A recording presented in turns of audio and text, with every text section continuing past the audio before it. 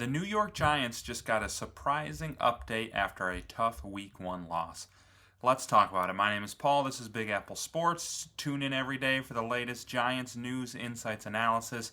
If you're a fan of Giants football, first off, hang in there. But second off, hit the subscribe button, hit the like button. We're going to be talking Giants all year long right here, so don't miss out. Hit the subscribe button. Before we get going, give me your takes on today. Obviously, super tough game to watch. A lot of bad things, some good things. I'm going to talk about some of those throughout the video, but I want to hear your thoughts as well, so just let me know in the comments. But probably the most interesting thing to happened after the game. During Brian Daboll's press conference, he was pretty non-committal on Russell Wilson starting Week 2. And now that's not to say that I think Jaxson Dart's going to start Week 2. Could mean a number of things. Could be just him wanting to keep the Cowboys on his toes. But he was asked point blank, is Wilson going to be the starter Week 2? And he just, he said, we're going to get home, look at our game. We've all got a lot to do to get better. He did say, I've got confidence in Russell. We got to get better overall. I've got confidence in Russ. But he didn't say, he said it's not on Russell Wilson. The game isn't on him. I want to make that clear. I have confidence in him. But he never said, and he's going to start next week. Would have been very easy to do that. Would have stopped a lot of the noise that's going to be coming tonight and the rest of this week until he addresses that. I think Daboll's a smart guy, and he is very well aware of the noise he's going to create by not saying that simple sentence, and Russ is going to start next week. And frankly, I think he's in a tough spot too. Obviously, he wants to do what's best for Jaxson Dart and the Giants, but he's also a human being, and he's got to do what's best for himself. And there is already talk of, is he on the hot seat? I think we thought maybe with the new QB getting drafted and it being like a chance to develop a new quarterback, that maybe meant Daboll was going to be around longer. But if the offense is putting up 6 points a game, I can tell you Daboll will not be here next year. I'm not giving up on the guy. I think he has shown he can develop quarterbacks. I was pretty surprised with how poor the offense looked today, disappointed in it. But the man's coaching for his job right now, and he has to provide a spark to this team. Obviously, you don't want to put Jaxson Dart in harm's way. You don't want him to go out there and throw 4 picks and do what some of these bad teams like the Browns, the Jets, the Bears have done to their rookie QBs, putting them in bad spots.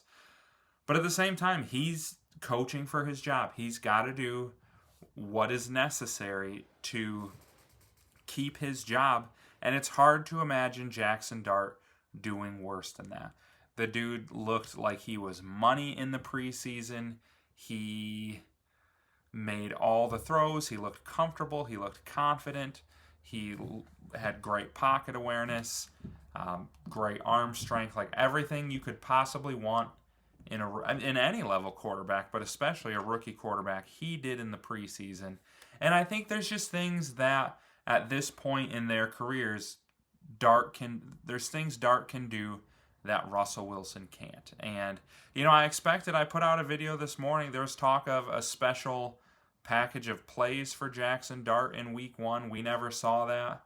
I was bummed we didn't see him, but I don't know. It's hard to imagine Russ lasting much longer than this if he's going to play like that. Just kind of looking at the game today. Sorry, not trying to sell you weight loss ads here. Russ, just ugly. 17 of 37, 168 yards.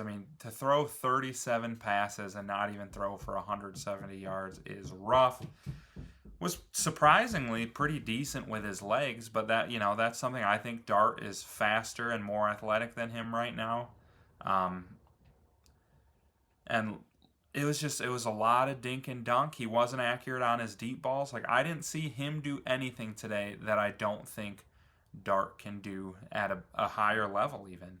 And then, just pretty poor all around from the offense. I don't want to be just negative this entire video, but I don't want to be some guy who's just on here every day being like, oh, just one game, forget about it. Giants are still going to the playoffs. Like, I want to be real with you, and it wasn't a great game, especially on the offensive side of the ball. I loved seeing Scadaboo today. We didn't see a ton of him, but I think one of my big fears for him coming into the NFL was I remember watching him at Arizona State. He would just knock people over. He gets so low. I don't know how he doesn't fall down. He gets so low, but he's never had like breakaway game-changing speed or anything. And I had the thought in my head like, man, I don't know if he's going to be able to do that to people in the NFL. But we watched it today. He can. He knocked several people over, trucked Marcus Bowe. I don't know if you saw that on that goal line play. It was a horrible play, but he lit up Marcus Bowe trying to get to the hole.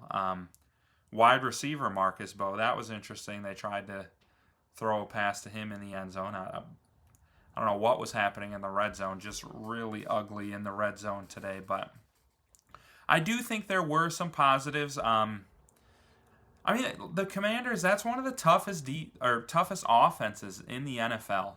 Especially, like, the Giants are so good at rushing the passer, but one thing that can disrupt a good pass rush like that is an incredibly mobile QB. I think they did a good job of holding Jaden Daniels. Obviously, he did have almost 70 yards rushing, threw for 230 yards. But, like, they were only able to get 21 points. They largely contained him. You saw Brian Burns get a couple sacks. There was the one sack that Abdul Carter was held on, but then he and Thibodeau combined for it. Another big thing was that they locked down Terry McLaurin. I'm super excited for Paulson Adebo. The secondary was a little hit and miss here and there, but for the most part, I think they did a good job. But again, Giants fans, give me your takes on today and what your opinion was of the team. But then, looking forward, like, that's going to be one of the best offenses they play this year, and one of the most challenging quarterbacks to face. Like, Dallas, I wasn't super impressed with them week one. I still think the Giants can win that game. It stinks that they start with back-to-back road games, and then obviously the Chiefs are tough as well. And the Chargers beat the Chiefs, so that's not an easy game. But, looking at some of these quarterbacks, obviously, New Orleans, Spencer Rattler didn't look good today. Bo Nix looked pretty bad today. The 49ers, Bears, I don't know what to expect from them. Lions looked really bad. Packers looked good. But, that's about as good of an offense as you're going to face. And the Giants held them to 21 points. So I do feel like everything we've said about the defense was accurate. This is going to be a good defense.